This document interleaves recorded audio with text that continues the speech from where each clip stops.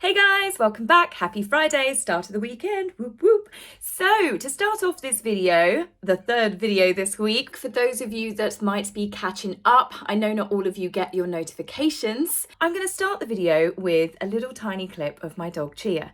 Leela, my other dog, the one-eyed one, the black one, she is camera shy. Unless you've got food in your hand, she will very rarely stand still long enough for a photograph. She sees the iPhone come out and then she'll stop whatever she's doing, no matter if she's in the throes of it, and then she'll walk away.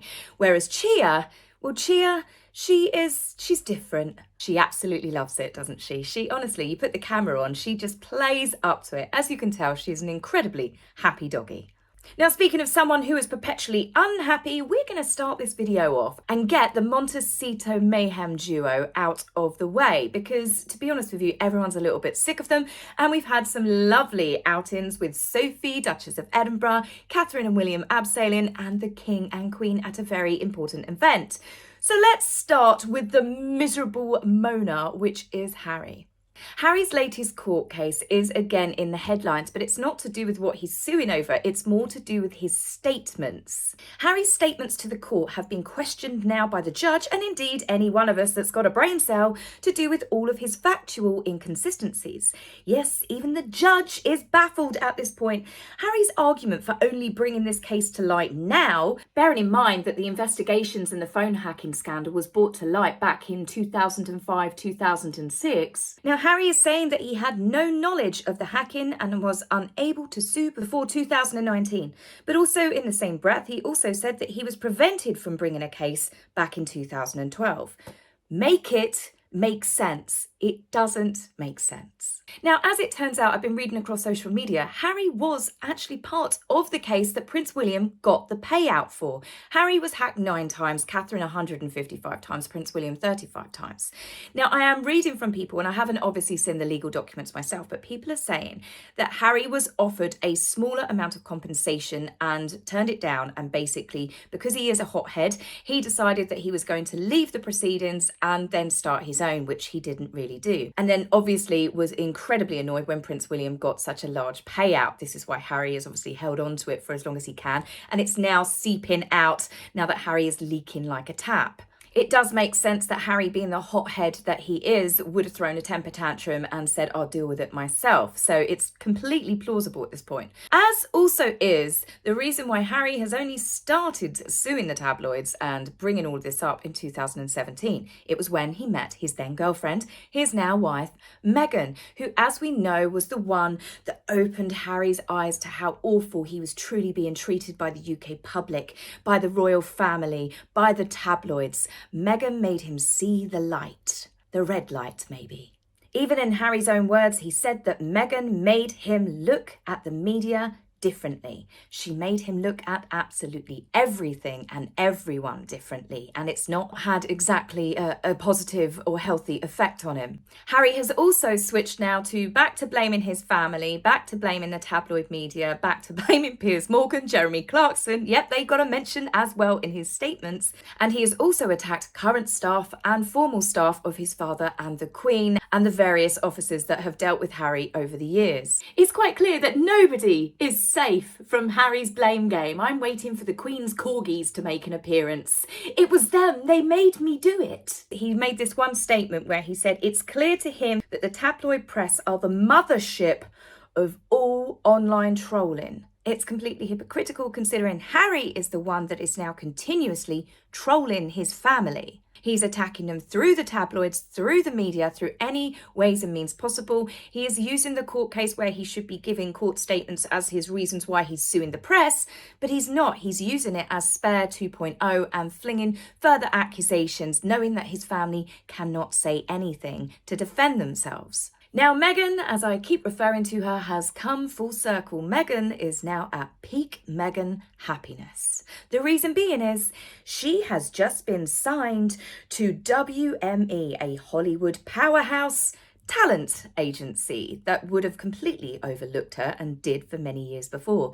Despite Meghan's connections through her father being an award-winning lighting director and the fact that he gave her a leg up in her first few jobs and the various other many contacts that Meghan has had throughout her career, Meghan never made it as a Hollywood actress. She actually only got her part in Suits, and that was, I believe, to do with her husband at the time, Trevor Ingleson, who put her through to someone that finally decided to give Meghan her big break. Well, that's obviously as long as you're discounting Deal or No Deal. But don't worry, in the announcement of this wonderful new collaboration, it was stated that acting will not be an area of focus. The world can all breathe a sigh of relief that we will no longer see such wonderful quality movies on the Hallmark channel. Now, also in the press release of this coming out, it says that WME will represent Archewell, which is Meghan and Harry's, listen to this, content creation label, and will work with the Duchess on film, television production and brand partnerships and general business building. So Archewell is not a foundation there to help people, a charitable endeavour set up by Meghan where she will commit her life to service and duty.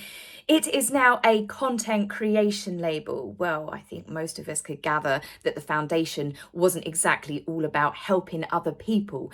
It was always set up to help Meghan with her ambitions. I remember Archewell's mission statement where it said that an impact-driven global non-profit that puts compassion into action, uplifting and unifying communities locally and globally. Basically, it was bullshit. This is why Archewell has donated very little. It's just enough to make the smoke and mirrors last a little bit longer, that this is actually all about them giving their life to charitable endeavours and philanthropy and helping other people and communities. They've done the bare minimum because it was all a smokescreen. The same as Harry and Meghan moving to Canada. They said they were doing it because they wanted a quiet life. It was all bullshit as well. They did that because it would have looked incredibly bad and not worked into their victim narrative if they'd have just done Megxit, moved straight to LA into a multi-million-pound mansion, and Meghan then decided to sign herself up to Hollywood talent agencies. They've had to do it stage by stage and people fell for it. Lots of us didn't, but it was absolutely everything that majority of us predicted has come home to roost. Meghan scammed the royal family. She duped everyone into believing that she wanted to be part of it. She didn't. She wanted the rich husband. She wanted the platform. She wanted the money. She wanted the fame. She got that, and then she managed to convince Harry that this would be a better life for them. She's used Harry's insecurities, his paranoia, and everything else that seems to make Harry tick into the awful human being that he is these days, and it got him to move. Meghan has achieved her goals. She couldn't make it in Hollywood. She was never an A-lister, so she set out to grab herself a rich husband, there is a name for that, so she could then buy her way into Hollywood. All of the bought awards, all of the speeches, the books, the dabbling in politics, all of it using her title. This collaboration, look at it, Meghan, Duchess of Sussex. It's all been done by using her husband's money, her titles and his family connections. In Tom Bower's book Revenge, the South African director of UN Women saw straight through Meghan after Meghan did that UN Women's speech. Meghan started making demands. She wanted to be made an ambassador. She wanted to meet Emma Watson. It wasn't because she actually thought and believed in what Emma did. It's because Emma is an A-lister and Meghan thought, if I make friends with her, I can get myself onto these A-list events. Tom Bower writes in Revenge that whilst Meghan did speak about politics, philosophy and ideology, and her apparent all-consuming passion for empowering women was in reality focused on self-promotion and the empowerment of Meghan Markle. Never have truer words been spoken, and she uses people to do it. The whole campaign has always been about a D-list cable TV actress still desperately trying to climb the A-lister pole in Hollywood. It has been her agenda for most of her life. And the royal family, Harry, he was just another rung in the ladder. So as for Meghan signing with this new Hollywood talent agency, it's certainly not her acting talent that got her into that position. There is absolutely no denying that Meghan loves controlling the narrative. She is tenacious, she is ambitious, she is completely focused on promoting herself, and let's not pretend otherwise. Now, in something she's not going to be able to control, and I'm pretty sure is going to have her shaking with rage down to the very bottom of her Louboutin heels, is the fact that the Markle clan have united. Yes, Samantha, Thomas Markle and Thomas Jr. are appearing on Sunday at 7:30 p.m. I think this is Australia TV time, however, on a 7 News Australia Spotlight special. The trailer features unseen footage and photographs of Meghan. Thomas Markle at one point is seen talking, and I listened to it, and it choked me up because you can hear where he is still struggling and learning to talk again properly from his stroke. It's one of the things I've never really forgiven Meghan for, how she could treat her father so coldly just for selling a couple of pictures. She set up pap strolls her entire life. Her career has been built on it. She did it when she was dating Harry. She did it when she married Harry. She has done it since. So it doesn't make sense that she cut her father off. She allowed him to be vilified, to be bullied, the same as her sister, in the media. So for Harry and Meghan to be talking about how poorly they've been treated, they did that and allowed it to happen to Meghan's family. So it seems that there is yet more to the story of Meghan's loveless, fatherless, rags to riches orphan Annie story, and I'm here to watch it unfold. At least it's one storyline that's going to come out between now and the coronation that Meghan can't actually control the narrative. Now that's enough about them. Let's get on to talking about the real royals. The Prince and Princess of Wales had been spotted in Wales. They were paying a visit to the Central Brecon Mountain Rescue team, where the couple were taught to abseil. Naturally, Catherine and William, being as competitive as they are, spent most of the time giggling on their way down, threatening to race each other to the bottom. I can only imagine that their security team were having heart failure at the time. But don't worry, they had a gorgeous mountain rescue dog on hand, ready to make sure that the couple made it down safely. Catherine played assistant and she learnt some first aid as Prince William sailed down some of the larger rocks. After their adventure morning, Catherine and William then paid a visit to the Dowless Rugby Club, where they treated everyone to a load of pizzas. Catherine and William looking absolutely gorgeous, dressed down in their normal country casuals. Whilst they were there, they also met with the local rugby team. Catherine looked to be completely in her element, laughing and joking around. No doubt she was being ribbed, as she is actually the patron of the England Rugby League, whilst it's Prince William who is patron of the Welsh Rugby League. Whilst they were there, they also met with volunteers who helped the rescue team and members of the local community, with one little boy who looked absolutely starstruck by Prince William. You're the king. No, I'm not.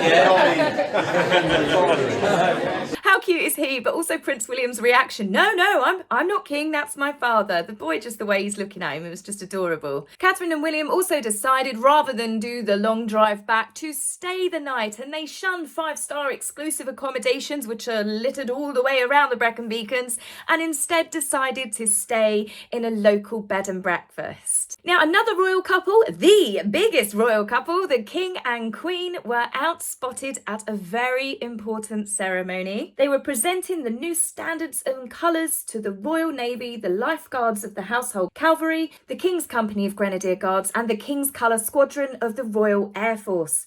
The ceremony was held at Buckingham Palace, and I have to say, Camilla looked absolutely stunning in her red coat dress and hat. She was also wearing the Queen Elizabeth's Grenadier Guard brooch. It goes to show that anyone can wear red, you just have to find the right shade of it, and I thought she looked absolutely beautiful. The new ceremonial flags that were presented feature the King's cipher and crown, and they will be on display for all of us to see in the coronation. The King's cipher is obviously replacing Queen Elizabeth's, and we will gradually begin to see this be replaced on passports, medals, coins, stamps, official papers, post boxes, military uniforms, and royal staff uniforms. Now, speaking of royal staff, there is one bunch of royal staff that have already got their new uniforms, and that is the Tower of London Beefeaters, who were proudly seen showing off their new ciphers just in time for the coronation. Now, to end with one of my favourite royals, we have the Duchess of Edinburgh, who was paying a visit to Brockhill Performing Arts College on Wednesday. Sophie was there to present them with a LEAF Education Demonstration Award. The award is for pioneering schools and colleges who are working towards using farming, food production and natural environment as part of its educational curriculum. During Sophie's walkabout, she met with lots of students, lots of teachers, visitors and also got to spend a bit of time meeting some of the more permanent and furrier long-term residents that stay at the school farm. She also got to learn how the school makes products and produce from the farm and also sells it to help supplement the school's income. I think this is absolutely brilliant. I think that this should be rolled out across as many schools that have got the land and the funding to do it. It is teaching children how to look after animals, how to make produce, how to make fresh produce, how to get into production, and teaches children some very, very fundamental and important life skills. Now, in a really funny moment, well, I found it amusing anyway, Sophie found herself in a classroom and they were teaching the children all to do with family trees. So Sophie was explaining how the royal family works. And in doing so, and I have to say, I love Sophie's artistic skills here, she showed how the line of succession works. So you had the Queen as Sin, the first big head with the little crown on, and she had 4 children. She had Prince Charles, then she had Princess Anne, then she had Prince Andrew, and then she had Prince Edward, or Ed as Sophie affectionately called him when she was explaining to the children. Now, because Charles was the firstborn, he is the next head seen with the crown on. Then directly beneath Charles, you can see that Charles had William, also with a little crown on his head. And that's that. So, of course, people have jumped on it, going, oh, Sophie's snubbed, Sophie's deliberately ignored Harry. But at the end of the day, this is to do with succession. So directly under William, it would then go George, Charlotte and Louis. But I love this sketch. I might actually have this printed onto my very own t-shirt because I think it should be used as a significant reflection of our monarchy and our royal family as it is today, because Harry is now obsolete and completely insignificant. So on that note, guys, I will be back with you very soon. Have a wonderful weekend. For those of you that are interested outside of Australia in tuning into this, I don't know where you can watch it yet, but if I find out, I will stick it onto the community page. But fear not, I am pretty certain that the newspapers and YouTube will be full of it the next day. So take care for now, guys, and have a wonderful weekend. Bye.